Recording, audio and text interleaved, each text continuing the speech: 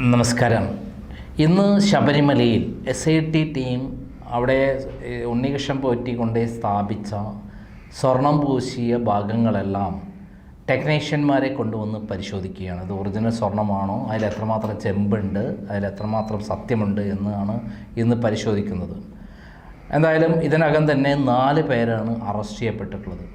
സ്വർണ്ണ കള്ളക്കടത്തുമായി തട്ടിപ്പുമായിട്ട് അവിടെ ശബരിമലയിൽ സ്വർണം തട്ടിക്കൊണ്ടുപോയ കേസിൽ, കൊള്ള ചെയ്ത കേസിൽ 4 പേരെയാണ് ഇതിനകം അറസ്റ്റ് ചെയ്തിട്ടുള്ളത്. അതിൽ ഏറ്റവും പ്രധാനപ്പെട്ട ആളാണ് വാസു എന്ന് പറയുന്ന മുൻ ദേവസ്വം ബോർഡ് പ്രസിഡൻറ്റും കമ്മീഷണറും.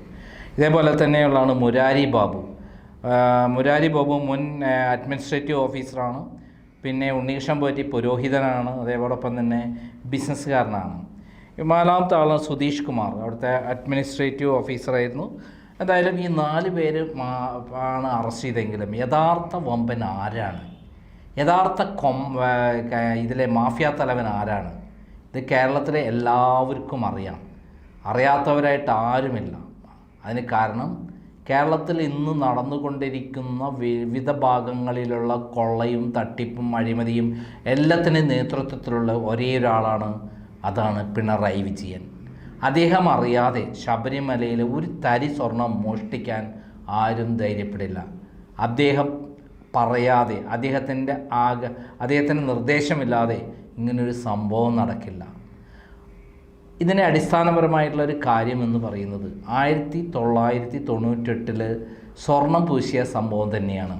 ഈ സ്വർണം പൂശാൻ ഇവിടെ വരുന്നതിന് പിന്നിൽ അന്നത്തെ CPMൻ്റെ സംസ്ഥാന സെക്രട്ടറി ആയിരുന്നു പിണറായി വിജയൻ വഴിയാണ് വിജയ് മല്യ ഇവിടെ സ്വർണം പൂശാൻ എത്തിയത് എന്നുള്ളതാണ് അന്നത്തെ ചില സുഹൃത്തുക്കൾ എന്നോട് പറഞ്ഞിട്ടുള്ളത്. ഞാൻ അന്നത്തെ പന്തളം രാജാവുമായിട്ട് സംസാരിച്ചിരുന്നു. അദ്ദേഹത്തോട് ഞാൻ ചോദിച്ചിരുന്നു, ഈ സ്വർണം പൂശലിൻ്റെ യഥാർത്ഥ സത്യം എന്താണ്?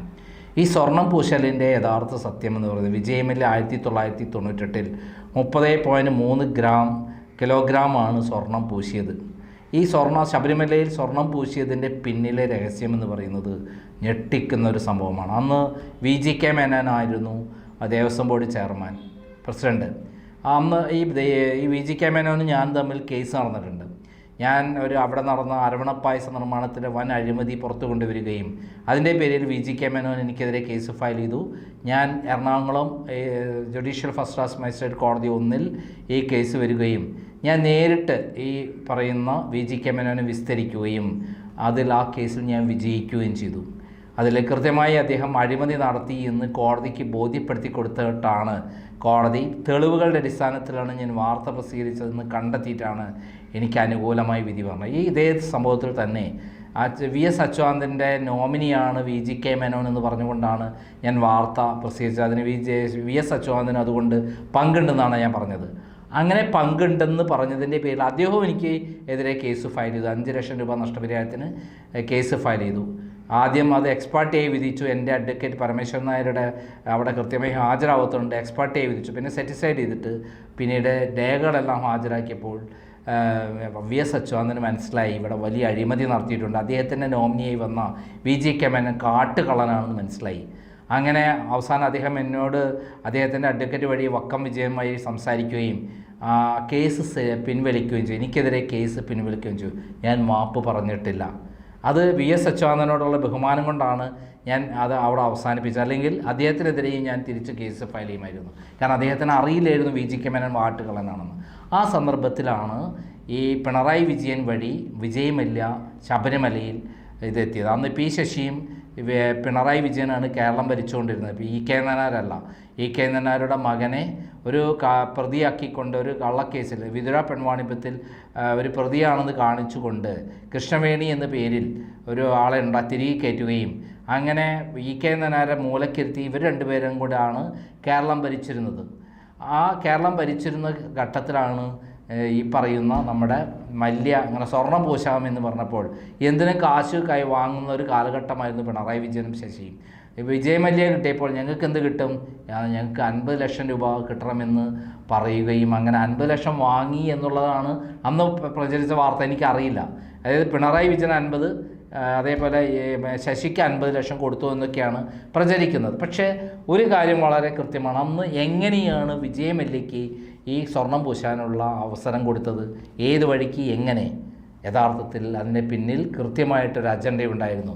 അവിടുത്തെ 3 താഴികക്കുടങ്ങളിൽ ഈ മൾട്ടിപ്പിൾ എനർജി എന്ന് പറയുന്ന റൈസ് പുള്ളർ എന്നൊക്കെ പറയുന്നില്ലേ, റൈസിനെ അട്രാക്റ്റ് ചെയ്യുന്ന വലിച്ചെടുക്കുന്ന ഒരു സംഭവമാണ് റൈസ് പുള്ളർ എന്ന് പറയുന്നത്. യഥാർത്ഥത്തിൽ ഇത് മൾട്ടിപ്പിൾ എനർജി അടങ്ങി ന്യൂക്ലിയർ ബോംബും അതേപോലെ ഈ സാറ്റലൈറ്റ് വിക്ഷേപണത്തിനും മറ്റൊക്കെ ഉപയോഗിക്കുന്ന ഒരു പവറാണ് അതിൻ്റെ അകത്തുള്ളത്. ആ പവറിന് നമ്മൾ ചിന്തിക്കുന്നതിനപ്പുറമാണ് വിലയുള്ളത്.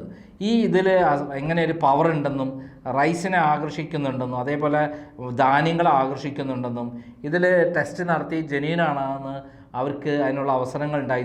വിജയമല്യ ആദ്യം തന്നെ മല്യനെയൊക്കെ ഇവിടെ പറഞ്ഞേച്ച് അതിനുള്ള അവസരങ്ങൾ ഒരുക്കി. അവിടുത്തെ പൂജാരികളൊക്കെ പിടിച്ച് ഇതിൻ്റെ ടെസ്റ്റൊക്കെ നടത്തി അതിൽ ഒറിജിനലാണ് ഈ സംഭവം എന്ന് മനസ്സിലാക്കുകയും ഇത് മുമ്പത്തെ ചെമ്പ് കൊണ്ടുണ്ടാക്കിയതായിരുന്നു താഴികക്കുടം. അതിൽ ഈ ഇടിമിന്നൽ വഴിയോ മറ്റു വഴിയോ അതിൻ്റെ അകത്ത് പവർ കയറുകയും ഈ പവർ അടങ്ങി ഇത് തട്ടിയെടുത്ത് കൊണ്ടുപോയി കഴിഞ്ഞാൽ ഏറ്റവും ചുരുങ്ങിയത് 10-30 ലക്ഷം കോടി കിട്ടുന്നതാണ് ഇന്നത്തെ വിലയ്ക്ക്. അന്ന് എത്രയാണെന്ന് എനിക്കറിയാം, എന്നാലും ഒരു 3 ലക്ഷം നമുക്ക് കൂട്ടാം. അന്ന് സ്വർണം പൂശാനായിട്ട് മാക്സിമം പോയാൽ വിജയമല്യയ്ക്ക് 1 കോടി രൂപയെ ചിലവാവുള്ളൂ. 50 ലക്ഷം രൂപ പിണറായിക്കും മറ്റേ പി ശശിക്കും എല്ലാം കൈക്കൂലി കൊടുത്തോടുകൂടി ആ പ്രശ്നം തീർന്നു. പിന്നെ വേറെ പ്രശ്നമല്ല. പിന്നെ VG മേനോൻ എത്ര കൊടുത്തു എന്ന് എനിക്കറിയില്ല. ഇതൊക്കെ അന്ന് പ്രചരിച്ച കാര്യമാണ് കേട്ടോ. ആ സംഭവത്തിൽ അന്ന് എല്ലാ നിയമങ്ങളും ലംഘിച്ചുകൊണ്ട് വിജയമല്യയ്ക്ക് സ്വർണം പൂശാൻ അവസരം കൊടുത്തതാണ്. എന്നിട്ട് അവരെ കസ്റ്റഡിയിലായിരുന്നു അമ്പലം കുറേ കാലം.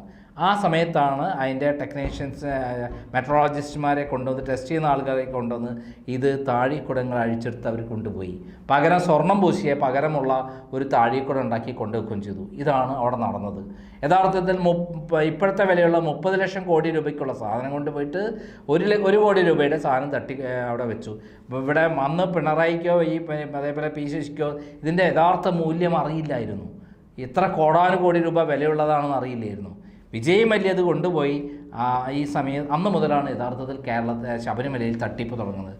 VG മേനോൻ ശബരിമല അരവണപ്പായസ നിർമ്മാണത്തിൽ 200 കോടി രൂപയുടെ അഴിമതിയാണ് നടത്തിയത്. അതാണ് ഞാൻ ക്രൈം പുറത്തു കൊണ്ടുവന്നത്.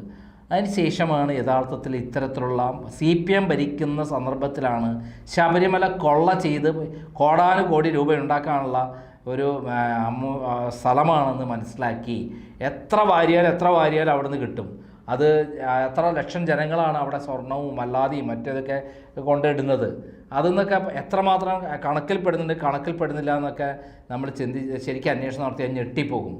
അങ്ങനെയുള്ള സ്ഥലത്താണ് ഇപ്പോൾ ഈ പറയുന്ന നമ്മുടെ വിജയമല്യ കൊണ്ടുവന്ന സ്വർണം തട്ടിയെടുത്ത് വിറ്റതും അതിൽ ഇങ്ങനെയൊക്കെ ഉണ്ടായതും ഈ പറയുന്നവരാണോ യഥാർത്ഥ പ്രതികൾ? അല്ല. ഇന്ന് പത്മകുമാറിനെ ചോദ്യം ചെയ്യാൻ വിളിപ്പിച്ചിട്ടുണ്ട്. പത്മകുമാറിന് പോയേ പറ്റുള്ളൂ. പത്മകുമാർ ചോദ്യം ചെയ്യപ്പെട്ടാൽ പത്മകുമാർ ആ ഒരാളുടെ പേര് വെളിപ്പെടുത്തും. ആരാണെന്ന് അറിയാമോ? പത്മകുമാർ ദേവസ്വം ബോർഡ് പ്രസിഡൻ്റായി ആക്കുന്നതിന് മുമ്പ് പിണറായി വിജയൻ അദ്ദേഹത്തോട് ഫോണിലൂടെ സംസാരിച്ച് കാറിൽ യാത്ര ചെയ്യുമ്പോൾ സംസാരിക്കുമ്പോൾ വേറൊരാൾ ഇത് കേട്ടിരുന്നു. അതിൽ പിണറായി വിജയൻ പറഞ്ഞത് എന്താണെന്ന് അറിയാമോ? ഈ ശബരിമലയിൽ നിന്ന് എല്ലാ കാര്യങ്ങളും ചെയ്യാൻ തയ്യാറുണ്ടെങ്കിൽ മാത്രം പ്രസിഡൻ്റായിരുന്നാൽ മതി എന്നാണ്. അന്ന് പിണറായി വിജയൻ്റെ വലങ്കയാണ് ഈ പറയുന്ന പത്മകുമാർ. അതിൻ്റെ അർത്ഥം ഈ ശബരിമല കൊള്ള ചെയ്ത് കിട്ടാവുന്നവരെ അടിച്ചെടുത്തോ എന്നാണ് ഈ പത്മകുമാറിനോട് പറഞ്ഞത്. അപ്പോൾ ആരാണ് യഥാർത്ഥ പ്രതി? പിണറായി വിജയനാണ്. അത് ഈ പത്മകുമാർ ചോദ്യം ചെയ്യലിൽ വെളിപ്പെടുത്തി. എന്തായാലും പത്മകുമാർ അറസ്റ്റിലാകും. പത്മകുമാർ സ്വന്തം ജീവൻ രക്ഷപ്പെടുത്താൻ വേണ്ടി കൃത്യമായി പിണറായി വിജയൻ്റെ പേര് പറഞ്ഞാൽ പത്മകുമാറും കൂടെ രക്ഷപ്പെടും. കാരണം പിണറായി വിജയൻ എല്ലാ കേസും അട്ടിമറിക്കാൻ വേണ്ടിയിട്ട് വഴികളൊക്കെ അറിയാം. എന്നാൽ മറ്റുള്ളവർ മാത്രമാണ് പ്രതികളെങ്കിൽ പിണറായി വിജയൻ അവിടെ ഇട്ടേച്ച് പോകും. നമുക്കറിയാം ലാവ്ലിൻ കേസിൽ അട്ടിമറിച്ചത് എങ്ങനെയാണ്? പിണറായി വിജയൻ പ്രതിയായതുകൊണ്ടാണ്. ജഡ്ജിമാരെ വിലക്കെടുത്തു എന്ന് ആരാണ് എന്നോട് പറഞ്ഞതെന്ന് അറിയാമോ? അദ്ദേഹത്തിൻ്റെ അഡ്വക്കറ്റായ MK ദാമോദരനാണ് എന്നോട് പറഞ്ഞു തന്നത്. തിരുവനന്തപുരം CBI ജഡ്ജിന് 5 കോടിയും അതേപോലെ ഹൈക്കോടതി ജഡ്ജിന് 25 കോടിയും യൂസഫ് അലിയുടെ കമ്പനിയിൽ 2 മക്കൾക്ക് ജോലിയും വാങ്ങിക്കൊടുത്തിട്ടാണ് പിണറായി വിജയൻ കേസ് അട്ടിമറിച്ചതെന്നാണ്. അതേപോലെ ഡൽഹിയിൽ 25 കോടി രൂപയാണ് രമണ എന്ന് പറയുന്ന സുപ്രീം കോടതി ജഡ്ജി ചീഫ് ജസ്റ്റിസായി വന്ന ആൾക്ക് കൊടുത്തത് എന്ന് പറയുന്ന ഒരു കാര്യം കൂടിയാണ്. 50 കോടി രൂപയാണ് കൊടുത്തത് എന്ന് പറയുന്ന ഒരു കാര്യമാണ് എൻ്റെ അടുത്ത് അന്ന് വന്നത്. അതായത് ഇന്ത്യൻ പ്രസിഡന്റിന് അയച്ച കത്തിൽ ഇതെല്ലാ കാര്യങ്ങളും ഉണ്ട്. അജയ് എന്ന് പറയുന്ന ഒരാൾ അയച്ച കത്തിലെ കാര്യങ്ങളാണ് ഞാൻ പറയുന്നത്. ഇത് ഞാൻ പറഞ്ഞതല്ല, ഇത് ഞാൻ പബ്ലിഷ് ചെയ്തിട്ടുള്ളതാണ് നേരത്തെ. അപ്പം ഇങ്ങനെയുള്ള പിണറായി വിജയൻ്റെ പേര് വന്നാൽ ഈ കേസുകളെല്ലാം അട്ടിമറിക്കപ്പെടും എന്നുള്ളത് വ്യക്തമായി മനസ്സിലാക്കിയുള്ള പത്മകുമാർ തനിക്കും രക്ഷപ്പെടാം എന്നുള്ള സ്ഥിതിയിൽ ചിലപ്പം സത്യസന്ധമായി പിണറായി വിജയൻ്റെ പേര് പറയാം എന്നുള്ളതാണ് ഇപ്പോഴത്തെ അവസ്ഥ. അല്ലാതെ രക്ഷയില്ല പത്മകുമാറിന്. പത്മകുമാർ മാത്രമാണ് കുടുങ്ങുന്നതെങ്കിൽ പിണറായി വിജയൻ അവരെല്ലെങ്കിലും ജയിലിൽ അടയ്ക്കാനുള്ള കൂടുതൽ കാര്യങ്ങൾ ചെയ്തു കൊടുക്കും എന്നുള്ള കാര്യത്തിലും സംശയമില്ല. എന്തായാലും ഹൈക്കോടതി പ്രത്യേക നിരീക്ഷണത്തിൽ സ്പെഷ്യൽ ഇൻവെസ്റ്റിഗേഷൻ ടീം അന്വേഷിച്ചതുകൊണ്ട് മാത്രമാണ് കേരളത്തിൽ ശബരിമലയിലെ കൊള്ള പുറത്തു വന്നത്. അല്ലെങ്കിൽ പിണറായി വിജയൻ്റെ ഭരണകാലത്ത് എല്ലാ കേസുകളും അട്ടിമറിക്കാൻ അദ്ദേഹത്തിന് അറിയാം. ആടിനെ പട്ടിയാക്കാനും പട്ടിയെ പേപ്പട്ടിയാക്കാനും എല്ലാം പിണറായി വിജയൻ അറിയാം. എനിക്കെതിരെയുള്ള എത്ര കള്ളക്കേസുകളാണ് എടുത്തത്. അന്ന് പത്രങ്ങളോടും ചാനലുകളോടും പറഞ്ഞ് ഞാൻ കുറ്റസമ്മതം നടത്തിയെന്നാണ്.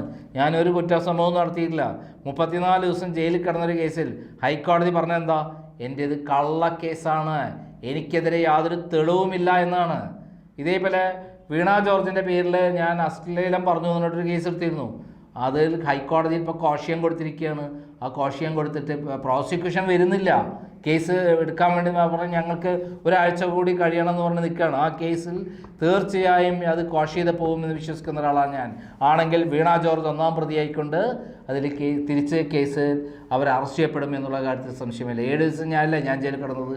അവർ 7 ദിവസമായിരിക്കില്ല, 7 കൊല്ലം കിടക്കേണ്ടി വരും. ഇതേപോലെയാണ് പിണറായി വിജയൻ്റെ സ്ഥിതിയും. എന്തായാലും പിണറായി വിജയൻ്റെ പേര്, അതായത് ഈ കൊള്ളയ്ക്കൊക്കെ പിന്നിലെ യഥാർത്ഥ ശക്തിയായ, യഥാർത്ഥ മാഫിയ തലവനായ, കൊള്ളത്തലവനായ, തട്ടിപ്പ് വീരനായ പിണറായി വിജയൻ്റെ പേര് പത്മകുമാർ പറയുമോ ഇല്ലയോ എന്നുള്ളതാണ് നമ്മൾ കാതോർത്തിരിക്കേണ്ടത്. അങ്ങനെ പറയാനാണ് സാധ്യത. പറഞ്ഞാൽ പിണറായി വിജയൻ അറസ്റ്റിലാവും. കാരണം ഹൈക്കോടതി നിരീക്ഷണത്തിലാണ് കേസ് നടക്കുന്നത്. ഇവിടെ ഈ അന്വേഷിക്കുന്ന ഉദ്യോഗസ്ഥന്മാർക്ക് ഈ ഗവൺമെൻറ്റുമായി യാതൊരു ബാധ്യതയുമില്ല. അവർ കൃത്യമായി ആ കാര്യങ്ങൾ നടത്തിക്കഴിഞ്ഞാൽ പിണറായി വിജയൻ അറസ്റ്റിലാകും എന്നുള്ള കാര്യത്തിൽ യാതൊരു സംശയവും വേണ്ട. നന്ദി, നമസ്കാരം.